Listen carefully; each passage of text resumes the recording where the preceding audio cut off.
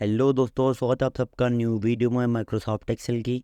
तो आज हम देखने वाले हैं हमारे फ़िल्टर्स के ऑप्शंस को। ठीक है, तो यहाँ पर हमारे पास कुछ डेटाबेस है, ठीक है, जिसमें हमारे पास नेम्स हैं, रीजन्स हैं, मंथ्स हैं और उनकी कुछ Q1, Q2 और Q3 की सेल्स है। ठीक है, आप यहाँ पर देख रहे हैं मैंने ऑलरेडी फ़िल्टर्स लगा रखे हैं क्योंकि ये दिखते कुछ इस तरीके से हैं। आपके हेडर्स में एक एरो आ जाता है। ठीक है, अब इसकी शॉर्टकट की होती है Alt+D+F और एक और होती है Alt+D+A। ठीक है, Alt+D+A जो होती है वो थोड़ा एडवांस फंक्शंस के लिए यूज़ होती है। ठीक है, तो Alt+D+F से लगती है, जैसे अभी मैंने हटा दी। ठीक है, अंडू रीडू एक ही साथ होता है। ठीक है, और आप अगर मैनुअली लगाना चाहें अपने फ़िल्टर्स तो आप एडिटिंग के ऑप्शंस पे यहाँ पर फ़िल्टर्स जाके लगा सकते हैं। ठीक है, तो अब जैसे अब फ़िल्टर्स करते क्या हैं, फ़िल्टर्स का काम होता है जो अभी आपकी नीड होती है आपको डेटा में। ठीक है, आपको अगर कुछ देखना है तो फ़िल्टर्स आपको इजीली मदद करते हैं आपको वो चीज़ प्रोवाइड कराने में।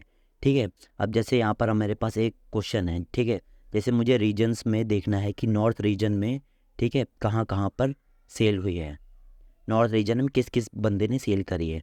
ठीक है, और मेरे को देखनी है नॉर्थ रीजन में कि मार्च में कितनी सेल हुई है। ठीक है, और किस पर्सन ने करी है। ठीक है, तो आप ऐसे जितने मर्जी क्वेश्चंस बना सकते हैं। जितने ज़्यादा आप क्वेश्चंस अपने बनाएंगे उतने ज़्यादा आप फिल्टर्स को अच्छी तरीके से यूज़ कर सकते हैं। ठीक है, यहाँ पर मैंने अभी एक छोटा सा डेटा बेस ही लिया है क्योंकि आपको समझाने में आसानी रहेगी। ठीक है, बट आप जब लार्ज डेटा के साथ काम करेंगे तब आपको अच्छे से क्वेश्चंस और अपने जो आपकी जो क्वेरी है आपको खुद समझनी होगी कि आपको क्या चाहिए आपके डेटा में से। ठीक है, तो मैंने Alt+D+F करके अपने फ़िल्टर्स लगा दिए हैं। ठीक है, अब मैं देखना क्या चाहता था, नॉर्थ रीजन में मार्च में किसने सेल करी। ठीक है, तो मैं एक क्लिक करूँगा एरो पर। ठीक है, यहाँ सिलेक्ट ऑल को हटा दूँगा, यहाँ नॉर्थ पे क्लिक करूँगा, देन ओके। ठीक है, अभी देखिए अब यहाँ पर दो ऑप्शंस आ रहे हैं, एक मार्च और एक फरवरी। ठीक है, अब मैं दूसरे फ़िल्टर्स पे जाऊँगा क्योंकि मेरे को सिर्फ एक ही फ़िल्टर नहीं लगाना था, मेरे को दो फ़िल्टर्स लगाने हैं। दो फ़िल्टर्स बेसिकली दो रेंज के ऊपर। ठीक है, पहले मैंने रीजन्स के ऊपर लगाया था, मैं मंथ्स के ऊपर लगा रहा हूँ। ठीक है, इस पर सिलेक्ट ऑल को हटा देंगे, अब इसे मार्च कर देंगे। ठीक है, अभी देखिए ये सिर्फ आपको मार्च का डेटा दिखाएगा।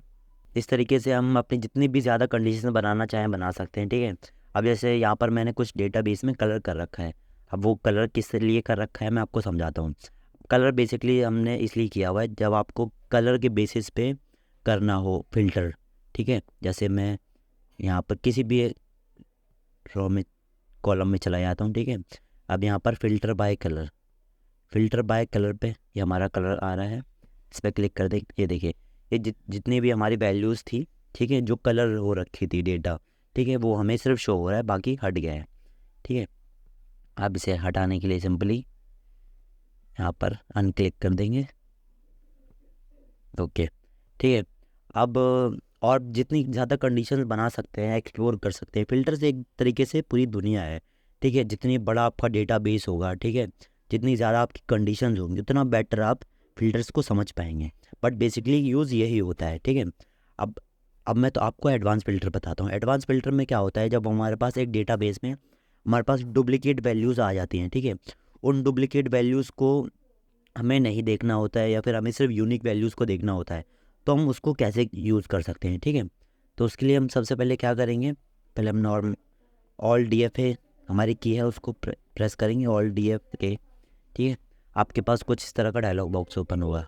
ठीक है, यहाँ पर आपके पास कॉपी टू अनदर लोकेशन या फिर यहीं पर आप पेस्ट करना चाहते हैं उसका ऑप्शन है। ठीक है, तो हम कॉपी टू अनदर लोकेशन पे क्लिक करेंगे क्योंकि हमें दूसरी जगह पे पेस्ट करना है। बट उससे पहले मैं आपको बता दूं, मैंने इस डेटा में अभी डुप्लीकेट वैल्यूज़ ऐड नहीं करी हैं, तो सबसे पहले मैं इस डेटा में डुप्लीकेट वैल्यूज़ ऐड कर देता हूँ। अब जैसे डुप्लीकेट वैल्यूज़ ऐड करने के लिए मैं क्या करता हूँ, सॉरी एक्चुअली मैंने आई थिंक करी हुई है। हाँ, मैं डुप्लीकेट वैल्यूज़ ऑलरेडी करी हुई है, मेरे को याद नहीं था, मैं भूल गया था।